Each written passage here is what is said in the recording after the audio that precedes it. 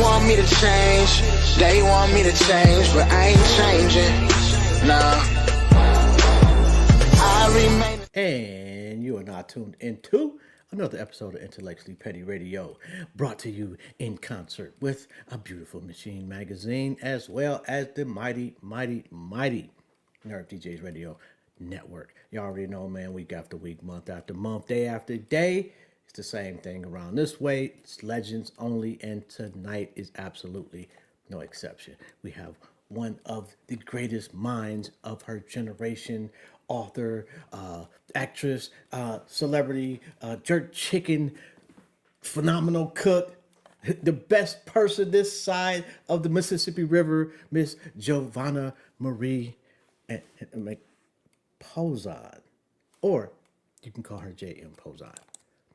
Welcome to the conversation, Queen. How you doing? Thank you for that lovely intro. How's your family doing? Oh, great, great, great. Yeah, I got the boys over there watching the jerk chicken, so they better not burn it. Oh my god, better than me because I can't cook shit. Yeah, I'm horrible. Um, how many titles do you have?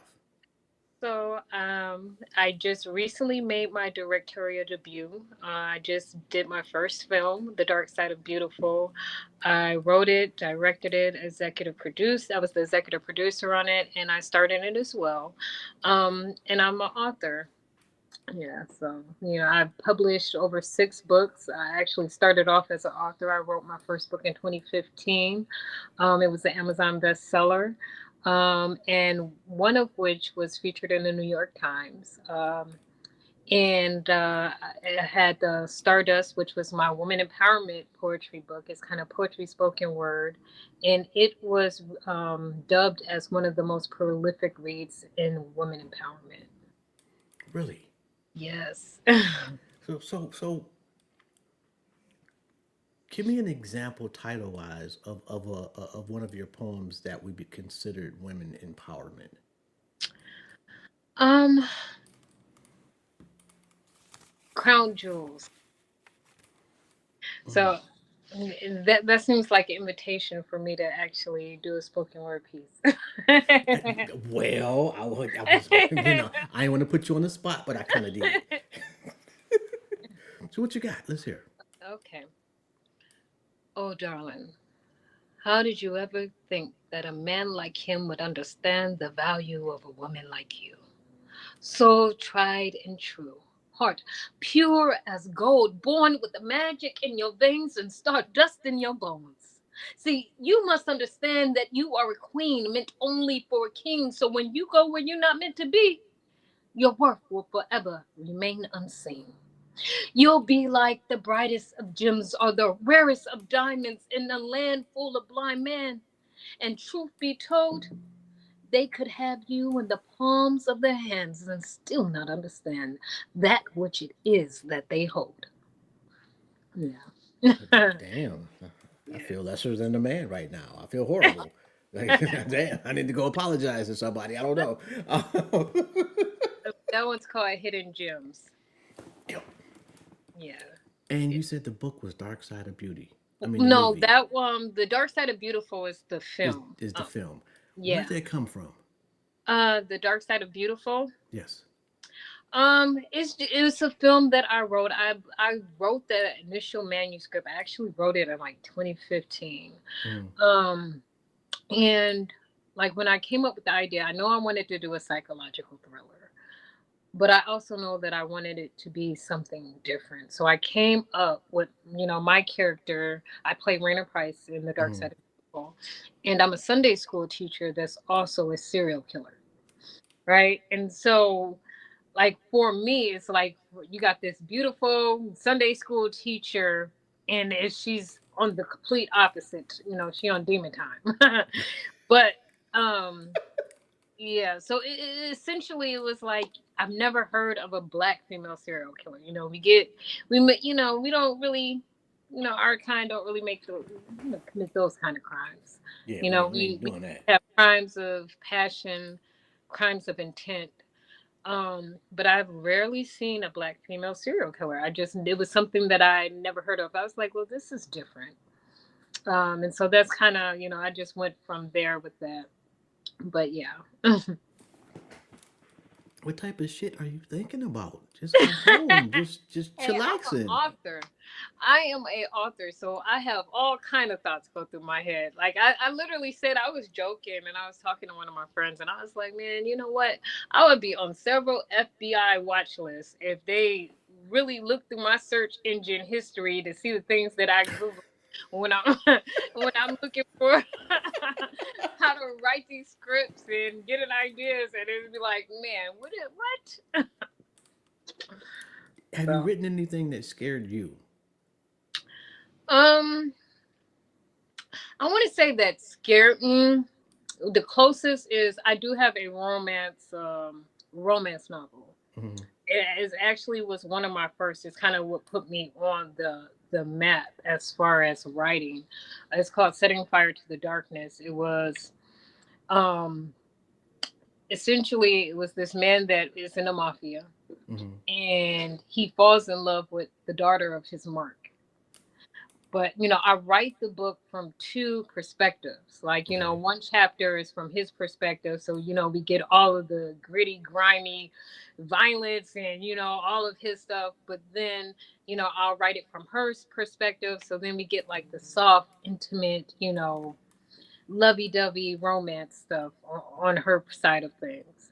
But yeah, and his, I mean, I had to look up cartels and gangs and just some of the things that they would do in the mafia, and so it could get pretty dark on his side. I mean, it was like his chapters. Hmm. What'd you do for a living before the first book? I worked in the medical field actually. Hmm. I went to school for surgical technology. Me and my mother ran a medical trade school, which she still has. It's in Rockford, Michigan, where she teaches medical billing, ICD-9, coding. Coding. Yeah, medical billing and coding, ICD-9 and 10. And then she also teaches patient care tech, EKG, um, CNN, medical assisting, front office and back office. So like yeah, I helped her run that school for quite a bit, and then I I went from there to where I was working at Ford because my dad works at Ford. He's been he literally just went on medical retirement after like 20 plus years at Ford. Jesus Mm. Christ. So I worked at Ford. I still work at Ford right now. But yeah, So you in the plant? yes. Child to the plant. Yeah. Yo, that's a whole different ass city. I don't think people really realize. And I personally have never worked. You know, growing up in Detroit, everybody knows somebody. If they don't work in the plant, they know somebody that work in the plant. Yeah, And that's a whole different like culture.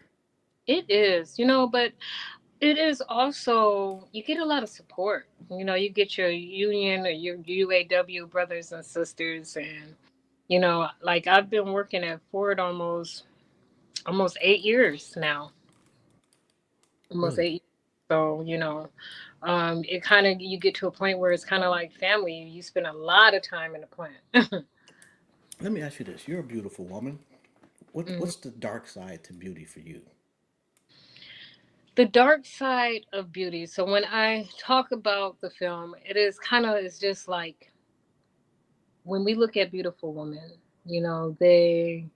there's usually um, you know, this box that we put them in, right? Is this Yeah. box of what we expect from them. People come up with all kind of ideologies of how they expect this woman to be based upon her aesthetic. Yeah. Just be pretty and shut up. Yeah, so based upon her aesthetic, there's a multitude of different variations of the way that she's going to be perceived. Hmm. And so when I wrote the film, The Dark Side of Beautiful, my character again, she's a Sunday school teacher. So she's coming across as this innocent, she's beautiful, she's all these different things, but on the flip side of that, she has this very dark side. This, and in her mind, Hmm. um, because one of the things about it is when it comes to religion, because, when it comes to religion, people always think that they're right inside their own mind. There's been so Yeah. many horrific things done in the name of religion, where people, flying planes into buildings in this name of God. Like, people do heinous, horrific crimes, and they're doing it because in their mind they're Yeah. right. Yeah.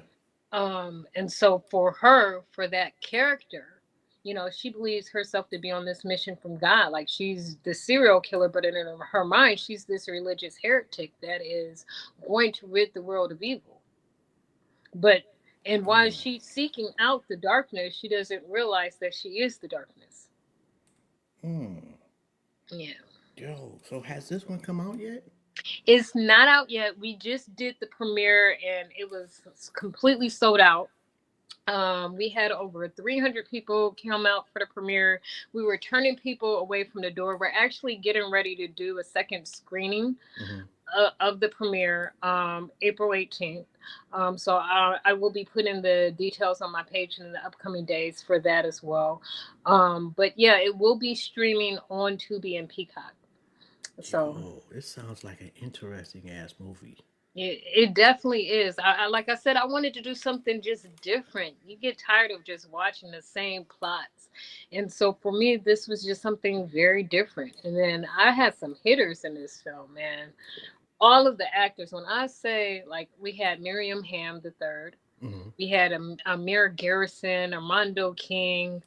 Um, we just who else was in it? Oh, Zakia BZ was in it. We had some phenomenal actors in this film.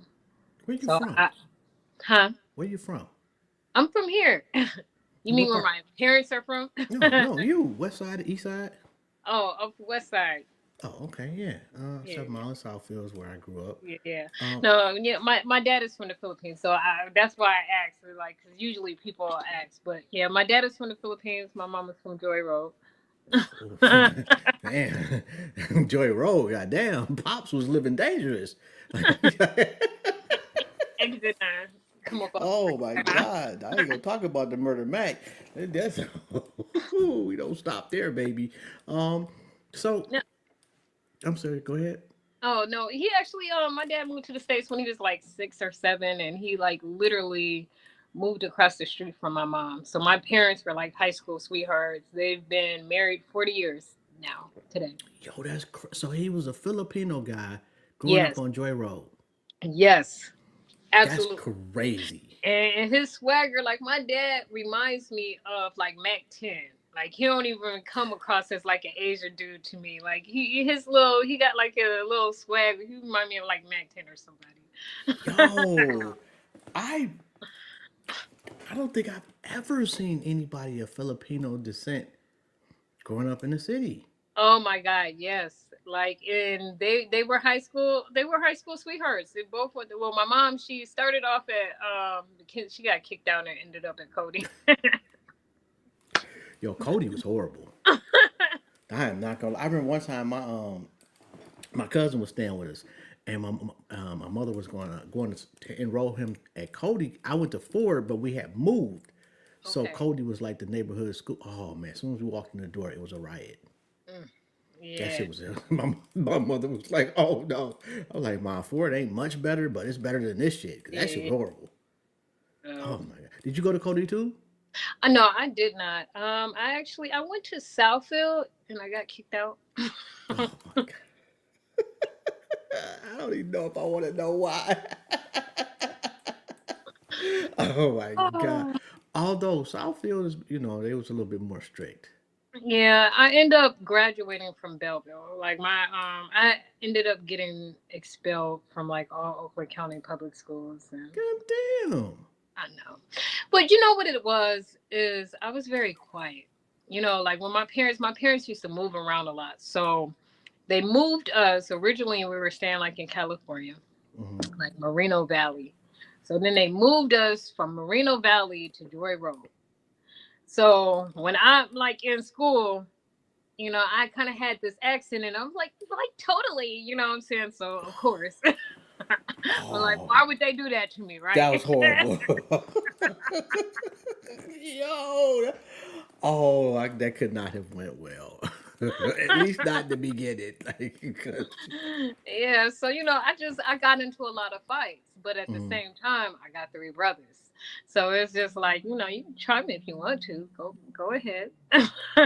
It's not gonna end the way you think, but you're more than welcome. Oh my God. So, so Giovanna, Yes. where's the name come from? What's it Um, mean? well, actually my name means favored by God. And it is of Spanish, Asian, Filipino descent. But yeah, it means favored by God. Yo, that's dope. Oh my God. What's the goal for you career wise? Like, what's the pinnacle? Um, well, I want to do a small scale movie studio out here in Detroit. Hmm. I want to create a Black Hollywood. We all in the city, especially if we're in the industry of film and acting and writing, we all got to go elsewhere to get put on. I would like to create a hub right here where Hmm. people come here to get on. Mm. So in a perfect world, that's my goal. I don't know. I think the definition of getting on is changing, Yeah. and I think Detroit has a lot to do with that. Because people Hmm. realizing, like with just Tubi, you can make money where you can just do films Yeah. But or TV I shows. want to think bigger. Yeah, I feel like we think too small sometimes, and I want to go bigger. Like my plan with the movie studio is I want a one stop shop. I want to cut out the middleman. I want to do distribution. Like we could get to the point where we're doing streaming because a lot of times, we're putting it into the streaming service and it's up to them. It's predicated on what films they choose, what stories they believe needs to be told. Yeah. And I want to get it to the point where we cut the middleman out completely and we have full autonomy of our own stories and what it is that we want to put out. So, I really want to make it a one-stop shop for everything film. How do we get our community to support that? Because if I and I could be wrong, but well, I know Dennis Reed has got a distribution He does. network He himself. has 1919, so Yeah. he's making waves as far as film. When I first started, and that was and then it's, you got Dennis, you got Lisa Brown, you got Dewan Ford, you got all these different people that is just literally showing people the blueprint of Facts. how to do it and what to do. Shout You out to know, Moolah Films too. yeah. They they So killing the game too. Man. Damn, what's the name of it? I can't remember the name of the series. They got one that's supposed to be coming out. The third series is killing me. It's taking so long. Break. Anyway, what do yeah, you watch? What do you enjoy watching? I am a movie buff, so I'm very eclectic in my taste of film. So I don't just stick to one genre. Hmm. I like a multitude of, I like a variety. Um, my some of my faves are though I like science fiction. I Okay. like dystopian films. I'm really big in like to dystopia. So dystopian films would be like Hunger Games, or Which was Divergent. crazy. Huh? Hunger Games, just the concept alone. Although I think that's going to happen, it's happened in mankind's past, and I think it's going to happen again in the future. I'm Yeah, sorry to but cut you like off. so those kind of like end time. I don't know. I guess I don't know why, but and maybe because I am a little bit of a doomsday survivalist. Like I have my crossbows and my knives and all of those things. But You serious? I am. Look again. I grew up with three brothers. Yo, so you actually fucking with the crossbow? I do. So actually, one of the first films that I ever filmed was called The Invite, and literally all of the weapons that were used in that film were my actual weapons. Like so, the crossbows, the knives, everything. I have pistol crossbows. I have a 10 point. I have a recurve. drawstring. I got into archery, I want to say maybe about like 7, 8, 9 years ago. Yo, that's correct. So are you hunting also? I do. But I don't like, so the way that I look at it, I'm not gonna kill any animal that I'm not gonna eat. Hmm. And right now, like if it was like survival, then okay, yeah, we killing some animals. But right now, I know I'm not about to eat it, so I'm not gonna just kill any animal just to kill it. Hmm. So for right now, it's more so just target practice. Okay. So like I'll put up the different, and then like my dad, he has a lot of land. Him and my mom, they got acres of land, and so Hmm. he has like a shooting range in the back, and so like he has an obstacle course back there, and so like I'll go in the back and you know, Yo, you with the shits, huh? oh yeah, we definitely would. You said that with your whole chest out. Like, yeah, we ain't fucking around over here. Does that scare people away? I don't think so, but I feel like in today's day and age, Mm, in the climate of the world that we currently live in, it like that in itself is scary. So I don't see man. anything wrong with being prepared. Like, other races, they prepare. Yeah. And, we're one of the ones that don't, and I think that's kind of potentially problematic. I think that we need to be prepared for whatever's coming. I train my kids, like I take them camping, both my sons, I take them camping. We do animal tracking. They know plant identifications. They know, hey, this plant is poisonous. They know the difference between cover and concealment. They know if I get underneath this, this is actually going to stop a bullet. But this is concealment. If it's concealment, then it's going to go through it. It's just hiding me, but a bullet can penetrate this. So they know all of these different things. They know that the rules of three, right? They know, hey, I could go 3 hours in extreme weather. So I know the first thing I need to do is find shelter. I can only go 3 days without water. So the second thing I need to do is make sure that I got some water on deck. I could go 3 weeks without food. So that's the last thing that I got to really worry about. So, but my thing is like, even with the archery, I teach them the archery. I teach them how to shoot their guns, and all of those different things. And my thing is, I hope these are skills I hope they never have to use, but I'd Mm. rather them have them and never need them than need them and not have them. And you're teaching your sons these. I absolutely do. Yo, shout the fuck out to you. Yes, yes, yes. But I think that, it's that time where these are skills. Like you go over, you look at China, you got 7 and 8 year olds doing Yeah. like all it, you know what I'm saying? Yeah. So why we fucking with China? Like they're on a different level when it comes to like even their kids. Like, and what they're training them to be prepared for. And we're We so, aren't smart enough as a country, let yeah, alone a community, to fuck with them. yeah, We just aren't. yeah. We're teaching our people to be stupid, and they're And teaching that's theirs the to be thing. We're ready. teaching them not to be prepared. We're teaching Yeah. them to be on exploit, the video games and all these different things. And we're vastly underprepared. Let me ask you this, and this is a question I ask everybody that comes on the show. Has nothing to do with nothing, but you're sitting on a park bench, and God sits down next to you, and he or she says you can ask him one question. What would it be? Mm, I don't know. That is a very hard question.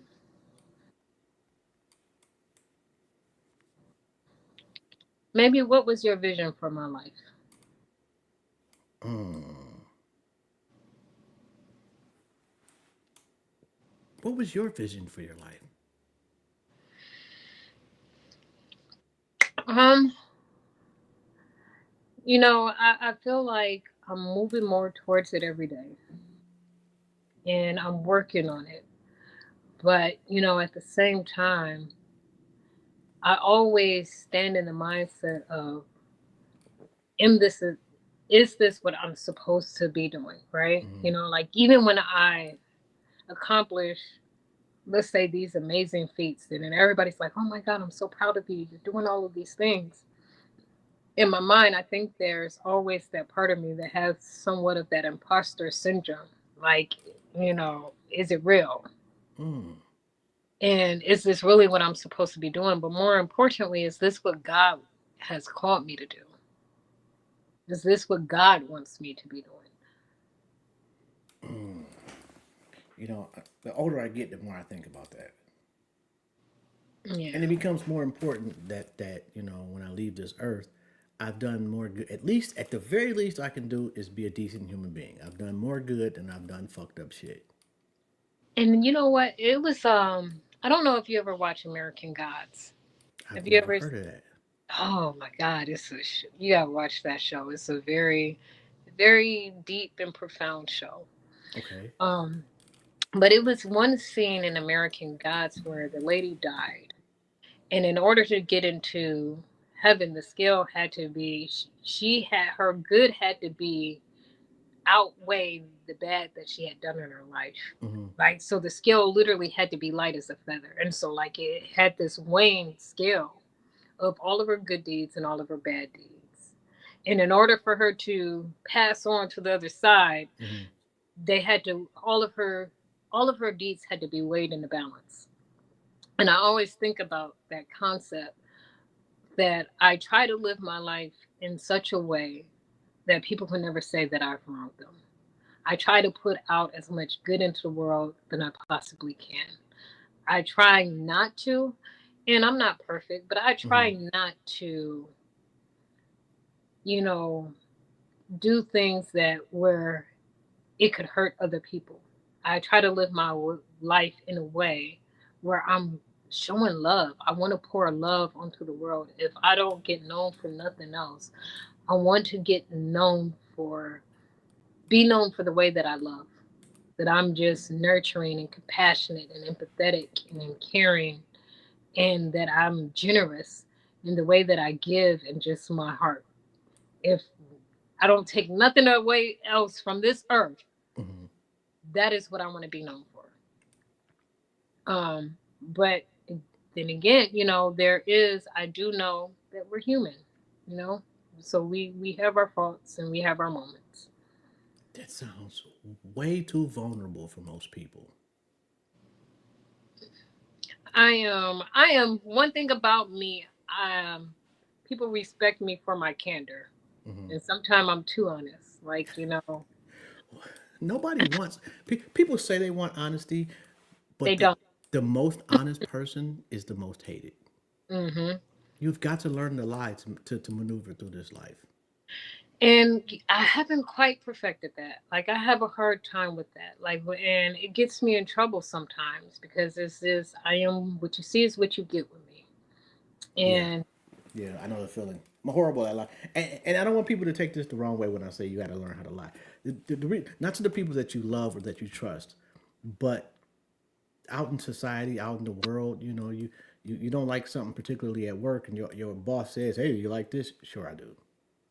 yeah, I know it. Like, because some of the relationships that I've had, like my mama was like, baby, like even with my ex husband, she's like, well, baby, you were supposed to lie, baby. You should have just lied. And you know what? I'm not even gonna front. I have told women, look, lie to me about that, okay? Just make me feel better. I don't need the truth. So fuck the truth. Say that for the next guy. For me, I'm going to take the lies and smile. And I'll appreciate it. And I remember it was one situation where my mom was like, well, baby, you should have just lied, baby. You needed to lie. Do you regret not lying in that situation? I do not, though. I don't. Um, I think by giving truth and always speaking truth, you give people the opportunity to rise up to meet you where you're at. What if the bar is too high? Well, I've had situations like that, and then it means that I can't lower myself for you. I mean, I've literally had a conversation where I was dealing with someone and I said, I really wanted to take you with me, but what I have realized is that my floor is your ceiling and you can't go no higher. Oh, And what that means is that we outgrow people, and that's okay. damn! You said that. I did. Oh, I'd still be in the car crying. Damn. So, I mean, no, and it's not a bad thing. It's just we have people that are meant for our life and people that are not. When was the last time it was your fault that something went haywire? Oh, all the time.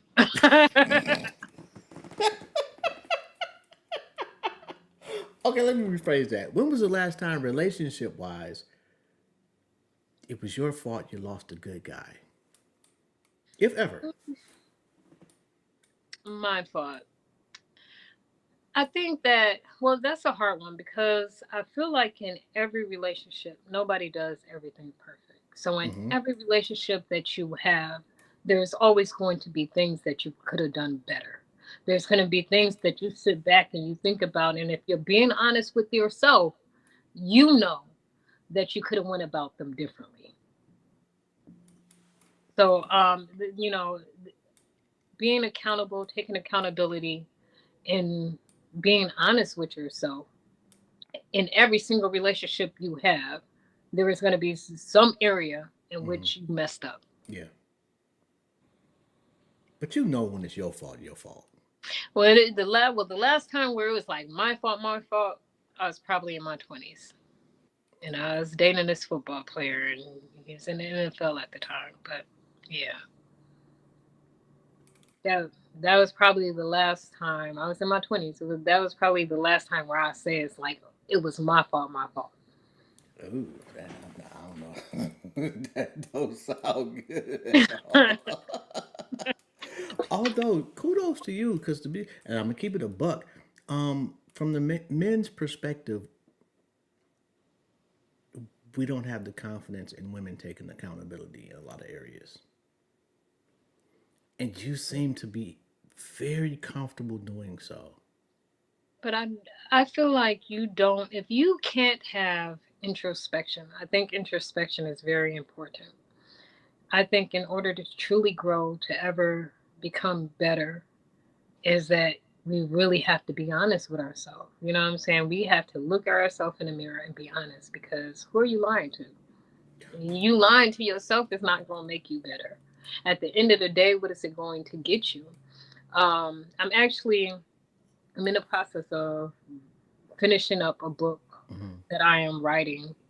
I'm getting ready to release, called The Burning House That We Made Home. And it is essentially, it speaks about when you're born in a burning house, being on fire can seem normal to you until you Yes, step outside and see other people walking around free of flames. you fall in So, love with your trauma. yes, a lot of times toxicity can be such a normal state and base for us to be in, Yeah. that anything outside of toxicity feels foreign. Like it, you actually get scared of the healthy. Like you can be so familiar with toxicity and trauma and just chaos that when it's calm and when it's quiet and it's peaceful, that actually is terrifying to you. And it happens to so many people because they have not taken the time Yeah. to address the things that's really going on within them. Um, One of my favorite quotes that I live by this quote, is that our bodies are not coffins for our pain to be buried in. That we got to put it somewhere else outside of the human body. We put it in our literature, we put it in our art, we put it in our music. We got to take it and we transform it into something else. In my book, I speak about emotional alchemy, the transmutation of pain into power. That I take the things that were meant to break me, and then therefore I'm going to use it to create my breakthroughs. But what that calls for, to be able to do that, you must first recognize your trauma. We have to recognize it. And that means, hey, you know what? Sometimes I got to pull up a chair and I got to dig deep and it's painful. And us as people, we try to avoid pain at all costs. We numb it. We Yeah. through all kind of different vices. Yeah. Um, People drink to drown their sorrows, only to find that their sorrows know how to swim. We do all of these That's millions of different things. crazy. I'm But sorry. I'm sorry. Say that again. people drink to drown their sorrows, only to find out that their sorrows know how to swim. Yo, I don't know where you got that from or if you came up with that, but Yeah. that No, is it's a quote, but you know what? I resonated with it so deeply because it's true. You know what I'm saying? We look for things instead of sitting down, and and it's the same thing. Like one of the parts of my book, I talk about how addressing trauma is painful, but it is the same thing with our physical wounds. In order to treat our physical wound, we have to allow access to the site of injury. And it's the same thing with our trauma. We're going to have to allow access to that trauma in order to treat it. And it's going to be painful, but the medicine got to go deeper than the poison. So we it's something that we have to do, and it takes a certain type of person to be able to sit with things that they don't ever want to even think about again, and to allow their self to experience the pain of everything that's ever happened to them in order so that they can heal from it. So when I talk about breaking generational curses, which we have, and it stems from a long line. I was reading a book. It's a book called My Grandmother's Hands, hmm and the it's a man, and he's talking about his grandmother, and he asks his grandmother, he's like, "Why are your hands like that?" Because they were very thick and padded. hmm And his grandmother's like, it came from picking cotton. Like when I would pick the cotton, the cotton, the stems would rip my fingers apart. And each time that they would grow back, they would grow back thicker and more calloused. Um, but he goes on to speak about in that book, and this is what I thought was just so interesting. He says that trauma within an individual can often be mistaken as a personality trait. Trauma within a family can often be mistaken as family traits, but trauma within a race of people can often be mistaken as culture.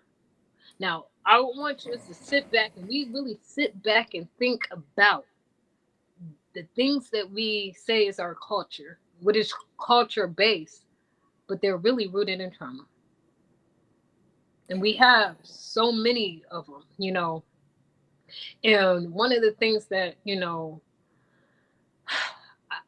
we have this tendency where we bury a lot of our pains. But when we bury pains again, it grow roots inside of us, Yes. and we're not meant to Yes. bury it. Especially black men. Black men grow up Yes. and they're taught, do not cry, do not show your feelings. If you Facts. show your feelings, you're soft. And I detest this, especially with my children. I tell them that it is okay to feel what you feel, but I also need you to understand how to properly process what it is that you're feeling. But I want you to understand that you are a human being and you got a right to your feelings. We have Absolutely. got to a point, especially with black men, and this is why a lot of black men end up depressed. They kill themselves because they have to hold all that in, and nobody's meant to hold all of that in. You're a human being. But at the same time, we're telling them, oh, don't cry, you man up, do all of these different things, and then we wonder why they get in relationships with us and we're begging for their feelings and they can't even speak to us, and it's like we can't get them to talk, and it's pulling teeth and like pulling water from a rock, trying to get them to express their feelings because their whole life it's been hammered into them that it is not manly or masculine to express your feelings, and that's wrong. I think relationship wise that responsibility is twofold. It's us not trusting, but it's also women giving us a reason not to by weaponizing our emotions. Absolutely. And one of the things that I hate, I feel that like, especially if somebody shares something with you in confidence, if it's your partner, you are your partner's safe space. Yes.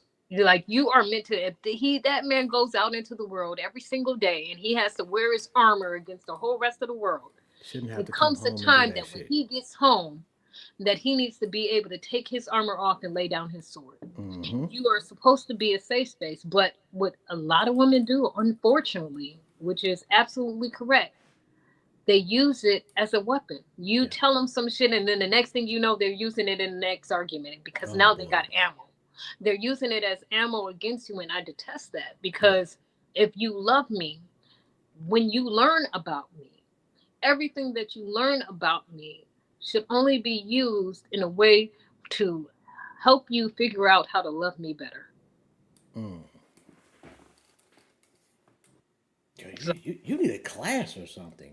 I I'm don't so know about serious. that, but I got books How, for sure. and okay, if I want to buy one of your books, do I just look up J.M. Posen? Yes. Yep. Okay, is it Amazon anywhere in particular? Amazon, Barnes and Noble. I just was recently. I got one of my books in Walmart just most recently. So, kind of Really? yes, I'm kind of excited about that. Yeah. So how do you go? Do they just call you one day and say we want your book? Well, actually, like so. I am self-published through Amazon through like Kindle Direct Publishing, Hmm. KDP. And so it kind of puts your books into this pool. And Okay. so like if you hit certain numbers like on Amazon, you'll have different, stores reach in to pull Yeah. the books out to sell at their store. Like that, that's kind of the way that I ended up in Barnes and Noble, and that's the same way that I ended up in Walmart. How long does it take to write the whole book? I mean, is it like a formula you have, or it just depends? I think um really depends on the type of book and the content. Like my poetry books that don't I have a couple poetry books, a couple spoken word books, and those are like fairly easy to write. Like I could finish those anywhere from 3 to 6 months. It doesn't take that long. Well, my romance novel, that one, that took me about 3 years to finish. Um, it Damn. took me about 3 years to finish the romance novel. And the book that I'm working on now that I'm getting ready to release, I say that this is my most interpersonal book that I've ever written. Hmm. And I'm not finished with it just yet, but I'm getting ready to release it. I'm putting the finishing touches on it. But it's been 4 years in the making for this one. Damn. Yeah. So is there a part of you every day thinking about this book? It is. It's just like, oh, I got to get it done. And it is just like, well, this one particularly for me is deeply personal. I was in like this relationship and it just put me in this place. I feel like the ways in which we really grow, we evolve is through grief. Oh Like man. I feel like one of the things is like when you go through something that shakes you to your core Yeah. and it hurts you, and it could be something like a death, it could be something like a heartbreak that you just have not been able to heal from, but something that shakes you to your core, that changes your perspective on yourself, it changes your perspective on life, the way that you view things. Because one of the things that I've realized is that everybody views the world through the perspective and through the lenses of their own experiences. Absolutely. So whatever they've gone through, Yeah. and it's crazy because then this is why it's so important to heal from your trauma. It's a saying that says, once bitten by a snake, that paranoia will make you smack a lizard in the face. I I don't know what type of Zen like state you be in reading these books, but Jesus Christ, you got some shit in the brain. Like, No, my no, but God, how you when be you think, remembering all of this? like when we think about it, right? Like so if you go through an experience and Hmm. then you go through something else, but it's so similar. And then it may not even be that, but Hmm. your trauma will make you view it as that Yeah. because that's the lens in which you're viewing it. It's like, Yeah. oh no, that looked a little too close to that last time I went through that and this happened. Yeah. And I've done that. yeah. And Yeah. that may not even necessarily be the case. Is it Mm. easier to change think my kids are in the background. And I know you cooking. And I can smell it. It smells phenomenal, by the way. Oh no, no, they over there. They're talking about video games, but they get all low about their video games. Is it more difficult to come back from not being, not having enough boundaries, or having too many boundaries? Um, I think is I would think not having enough.